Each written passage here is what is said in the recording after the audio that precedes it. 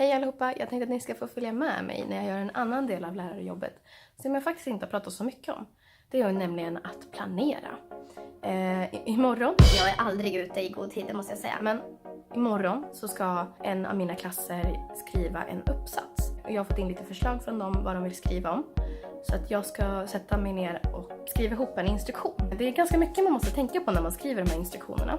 När jag gör uppgifter så frågar jag ofta eleverna vad de skulle vilja göra. Och det är faktiskt som en bra linje. Det är inte bara det att jag har så här idétorka. Ibland har jag det och frågar. Men det är också för att jag tror ganska mycket på elevdemokrati. Och elevdemokrati, det handlar i stora drag om att eleverna ska få möjlighet att påverka. Det kan vara undervisningen, det kan vara i skolan. Man har ju till exempel elevråd och sådana här saker. Och det står faktiskt i läroplanen att det ska inkluderas. Så man kan ju välja att göra det här på olika sätt. Men jag använder mig ofta av att de får komma med förslag på uppgifter. Jag kommer utgå från deras förslag och så kommer jag skriva ihop lite instruktioner. Och där kommer man få välja olika alternativ. Den ska vara... Det är så svårt att säga längd, helt beroende på vilket språk de har. Men jag tänker att den borde vara runt en sida, 2 sidor kanske. Det man måste tänka på när man gör instruktioner, det är ju dels innehållet. Att man skriver tydligt, att man får med vissa saker som man brukar få frågor om. Till exempel längd. Alltså hur lång ska texten vara? Och det är bra att begränsa. Både minimum och maximum. Och sen behöver man skriva med stödfrågor. Jag har mer bra att ha med. Men layouten måste man tänka på också. Man måste ha en rubrik och sen så ska det vara uppdelat i stycken. Och det ska vara tydligt så här. Om jag har flera alternativ så ska det vara så här, välj ett alternativ och då ska man veta att det här är alternativ 1, det här är alternativ 2, 3 och hur många man nu vill ha. Ja, så att jag ska sätta mig ner och fixa ihop här.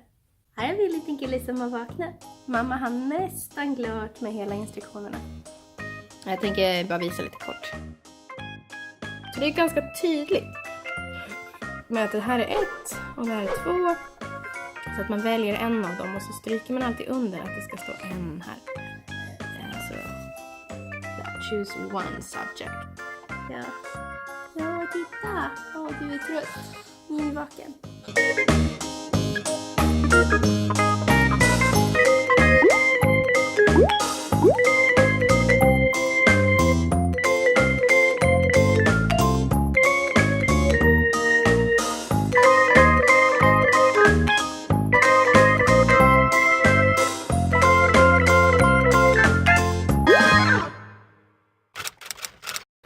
Så där, då är dagens goda gärning avklarad faktiskt.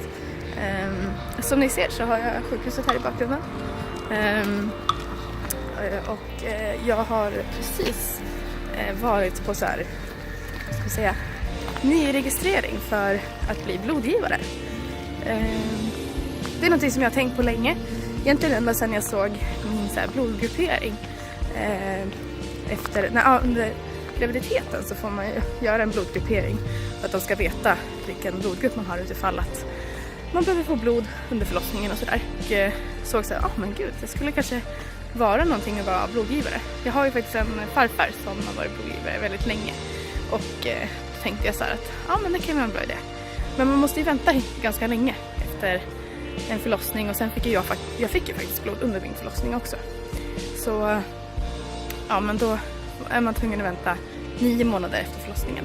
Jag anmälde mig och nu har jag varit och fått lite information och tagit lite tester. Så om 4 till 6 veckor får jag veta om jag får ge blod. Så det är rätt spännande faktiskt. Men allting gick jättebra och jättesmidigt och tog ungefär en halvtimme att göra. Så är man lite tveksam så tycker jag att man ska registrera sig och gå dit och kolla. Ja, det här ska bli jättespännande i alla fall. Men nu ska jag åka hem.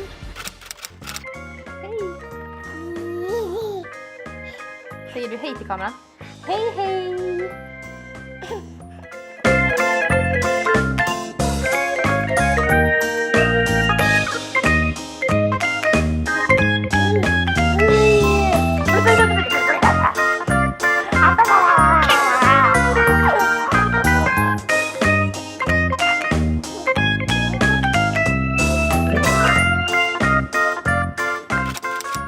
Hej allihopa! En sak som jag har gjort ganska nyligen nu, det är ju att sätta betyg. Och att sätta betyg, det är så jobbigt. Det är ingenting jag faktiskt tycker om egentligen, men det är någonting som jag måste göra. Och jag tror att alla har så i sina jobb, att det finns delar som man älskar och det finns delar som man inte tycker så mycket om. Och jag älskar att undervisa, jag älskar att hjälpa elever, jag älskar att förklara, jag älskar att vara med mina kollegor, jag tycker om att planera också. Men jag avskyr att sätta betyg. Och det är då jag får känna så här. Tack. Nej men när jag sätter betygen, det är då jag får känna att jag har makt. Och det är klart att jag kan känna det i klassrummet också. Men där blir det mer på ett positivt sätt. Då är jag en ledare. Jag leder alla mot ett gemensamt mål. Att vi ska inhämta mera kunskap. Men när jag sätter betyg, då är jag den här myndighetsutövaren som avgör vilket meritvärde eleverna får. Som i sin tur senare kommer att avgöra vilket gymnasium de kommer kunna gå på och sådana här saker. Och det är väl den biten jag inte gillar. Samtidigt vet jag inte hur det skulle kunna vara annorlunda. För att det är jag som känner eleverna bäst. Jag känner deras engelskkunskaper bäst. Så att egentligen är jag mest lämplig att sätta betygen. För att det är ju dumt om det skulle... som i andra ställen kan hänga på ett prov eller som examensprov och sådana här saker. Och att det är någon extern som sätter betyg. Jag vet inte, men jag avskyr det i alla fall. Det är mycket man måste tänka på. Men ja, så om jag fick ta bort en del av mitt jobb så skulle det definitivt vara att sätta betyg. Men för elevernas skull så är det nog bättre att jag gör det än att någon okänd gör det. För då kan jag ju ta in allting som har varit. Men jag skulle gärna skippa det. Det är så skönt nu, för nu är det en vecka kvar av terminen och sen så är det jullov i typ 3 veckor. Men sen ska jag börja jobba 100%. Men det ska bli spännande, det ska det. Så jag har varit föräldraledig nu sen i januari. Så jag har varit föräldraledig typ ett år, fast jag inte varit det på heltid. Så det ska bli spännande att se hur mycket livet har förändrats. Och se hur annorlunda det känns att jobba 100% igen. Vi får se. Tack för att ni har tittat, hej då!